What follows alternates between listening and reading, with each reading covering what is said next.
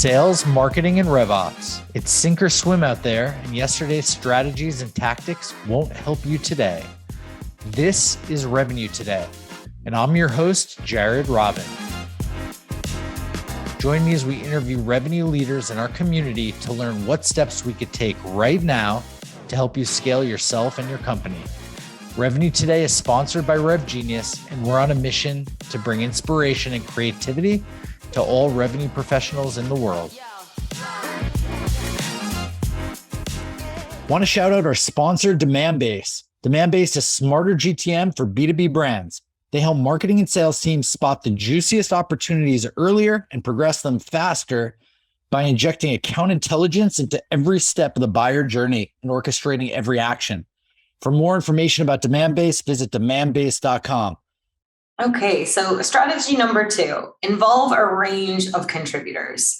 As Katie mentioned earlier in the chat, at Loopio, we now have someone who is helping us with our RFPs, but for a long time, it was the AEs who were running the first pass at this. So initially, when I saw this strategy and was working through it, I was like, oh, this is a bit scary. Surely the more people I'm bringing in to my response is going to take me so much longer to have it completed.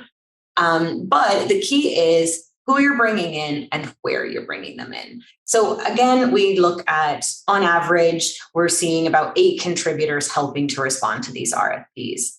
Top performing teams are bringing in 2 more. So it's not like it's a huge number extra of contributors. And maybe it's your sales director who's just doing a final review of it. Maybe it's the CRO who's now doing that final review as opposed to pulling the answers together. So when we look at contributors, like who are we bringing in? It's obviously going to differ depending on the size of your team, of your organization. So you can even see here, like smaller companies are including less people. And typically we have different areas of expertise getting involved. So sales, they're obviously going to be wanting to put their best foot forward from like a competitive differentiation standpoint. Marketing, I already mentioned about having that really nice, consistent flow, having a really great look and feel to the RFP. Security, you should be checking just with your security officer or someone in InfoSec that everything you're sharing is correct, because that is something that can really lose you a deal. Like you could have the best RFP in the world. Maybe you're hosted somewhere that they can't purchase from. So making sure that you have your security take a look. And legal, obviously, legal will always come in for certain areas. And then, as I mentioned, that leadership team. So taking away some of the work that maybe the CRO or your sales director has to do, and then just having them take a look at like the final review afterwards. Making sure that you're strategic about how you involve your contributors is the key to this strategy. So we want to separate out the different sections for the correct contributor. We don't want to have to send the whole entire RFP to legal when they only need to look at 6 questions. So let's parse out what parts are actually relevant to them. If you aren't using a response platform, this is really paramount, and that's having a list of contributors ready to go.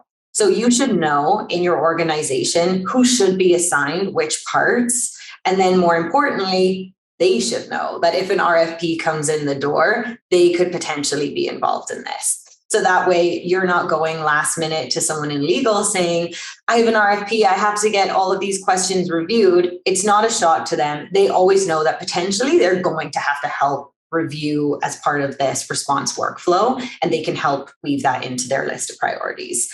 And I think being upfront about that, having your workflow in place, it's going to decrease how much you annoy contributors. No one likes to be nagged. They have their own priorities as well. But just decreasing, asking people the same questions over and over. As James said, if you have your Google, or your SharePoint repository, making sure that any net new answers that we do receive, we feed back into that so that we can make sure we're not burning out our SMEs by asking them the same questions over and over again.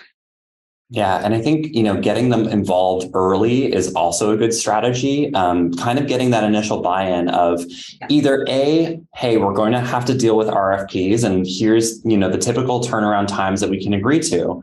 And so if that's the one person on your legal team, that might be a 5-day period where they have the opportunity to review, because they're dealing with last minute contracts, end of quarter, purchasing software for your company.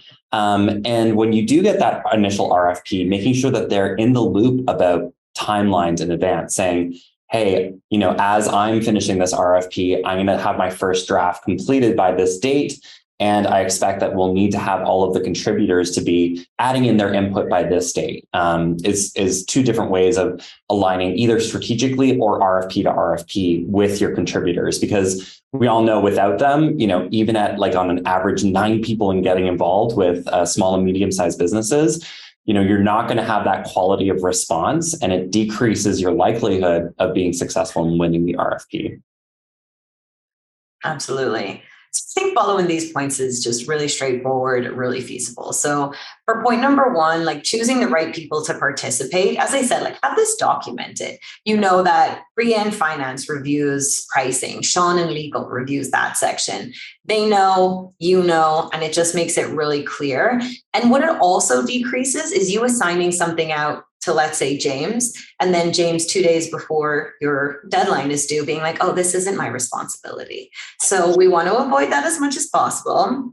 And then this is where kind of point number 2 can come into play here as well. If you need to host a kickoff meeting, always have an agenda for it. Always make sure everyone is aware of what's going to happen in this meeting, who else is involved. And in the meeting, we want to make sure that we get people's buy-in for their deadline. So everyone knows exactly what is needed from them, how many questions they're going to be responsible for, and then making sure that everyone agrees upon that as well, so there's no surprises. And then point number 3, establishing responsibilities and clear deadlines. So this is so important. And like I said, I talk to people all day long. And one of my favorite descriptions of working with contributors is trying to follow up with people is herding cats. So people have their own priorities. Maybe your RFP is not on their top list. Maybe it's not even in their top 3 things on their list. So establishing those deadlines early on, clearly defining their roles, is going to make it really easy and just be helpful for the contributor to make sure they're getting their tasks done. Qualifying bids that you take on. So this is strategy number 3. And again, I think this is really important as you're scaling, as you're growing, going after maybe some more enterprise clients, you're going to see an increase in the volume of RFPs. And there are likely going to be times when you have to prioritize which bids you're going to take on. So we do need to have some kind of process in place where we can qualify these bids. I think, James, you made a really good point around we qualify leads that come in. Why don't we continue to qualify the bids further to that? So I think when we look at this, assess the customer fit. As James said, you might have a blind RFP, or you might have an RFP that you're not really a good fit for. And many teams are just throwing paint at the wall and hoping something sticks. But in order to be more successful, the top performing teams are actually taking a look at this and saying, you know what, we're going to prioritize RFP A here, because this is where we have the most likelihood of winning. It's a great customer fit. Maybe you have a pre-existing relationship, or you have there's been a referral, or something else that's quite interesting is if competitors are using it, people want to all be on the same line. They don't want their competitor having a software they don't have if it gives them a competitive edge. And then gauging the timeline. So what resources are involved here? James brought up a really great point around end of quarter. It's do my contributors have the capacity to help me get this RFP done right now? That should be included as well. And it seems like a really simple idea that we're going to select the bids that are the best fit. That seems to be very obvious. But when you have 15, 20 RFPs per month, it's easy to forget that and just try and answer everything. So really taking that step back to make sure that we're being selective and that we're really prioritizing which is going to be the best RFP for us to answer. Yeah, what I've seen as a great strategy, Amy-Louise, is really taking advantage of that initial Q&A period with the vendor. So when you're doing that first scan, throughout any RFP, it's not always going to be, or not ever going to be 100% aligned with what your business can provide. There's always going to be some areas where maybe a prospect wants extra services that aren't available or a product feature. And that's okay. Like, we want to look for a best fit rather than a perfect fit. But if you use that Q&A period really effectively and ask questions like, could you rank the importance of these 5 criteria you've listed in the RFP? We also deal with companies that tend to go to RFP every year. And if they're consistently selecting a competitor versus your company, you really have to weigh the benefit of, does it make sense to respond again? Has something changed within the organization or to the RFP that you received from the year prior? Some companies, as part of their Q&A period, will allow that to be over the phone as well, which is perfect. That way you can have that dialogue and potentially ask some questions that maybe the responder wouldn't have answered on paper necessarily, but they might be a little bit more forgiving and provide that insight over the phone. And again, with RFPs, we always think that there are these technical documents, but there's still the art of selling behind it as well. So the customized answers, the leaning into value propositions, asking more questions as part of that Q&A is a great way to understand, one, should we respond to this RFP? And also kind of gauging how much effort do we want to put into this as well. If it's a must win, we're going to divert all of the resources to make sure that we're putting our best foot forward. If it's kind of a slimmer chance, we might go with some more generic answers. So it really depends on that qualification period. Absolutely. And I think that really leans into being selective versus strategizing how we actually are going to prioritize these different RFPs that we receive, because sometimes we don't always have the opportunity to say no. We need to be responding to RFPs. So that doesn't mean that you still can't be selective about which ones you put more effort into. So maybe we have some of those smaller bids and we can have those more generic answers where we just customize a couple of areas as opposed to giving a really fine-tuned custom product to this particular large RFP that we're going after. And I think if you are following like strategy number 1 and strategy number 2, so having your content ready and available, having your contributors ready and aware of what's involved, this is likely going to give you back some hours anyway. So we can put those together so we have a little extra time to get some more bids out the door, even if it's just more standard, smaller ones. And then the next one here, I think sometimes this is when we're looking at like what RFPs should we kickstart first. Some of these might sound really obvious, but think about the length of it. Like, how many questions are in this?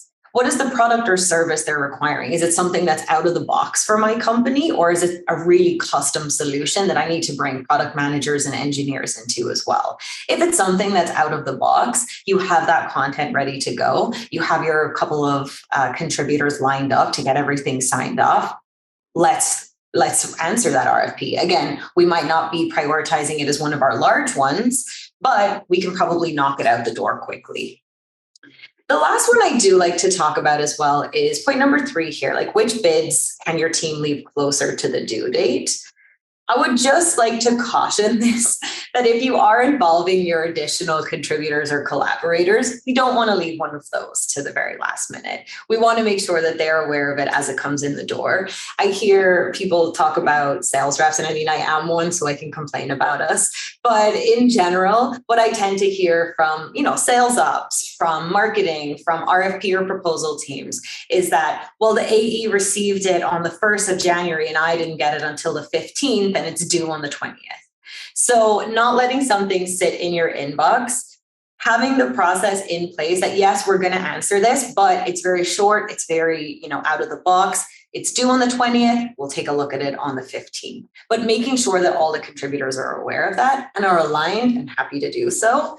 And that's kind of how we best prioritize which ones we can leave a little bit later. Whoa, another great episode of Revenue Today. For show notes, links, and mentions, visit revenuetoday.live. For all my friends in the Rev Genius community, thank you. It's been awesome to spend this time with you. Please DM me any feedback and ideas in our Slack channel or on LinkedIn. If you're not in RevGenius, join us at revgenius.com. It's free and it only takes like 2 seconds, and you'll be joining a group of 27,000 revenue professionals strong. We've got it all. Looking forward to seeing you there. Catch you on the flip side.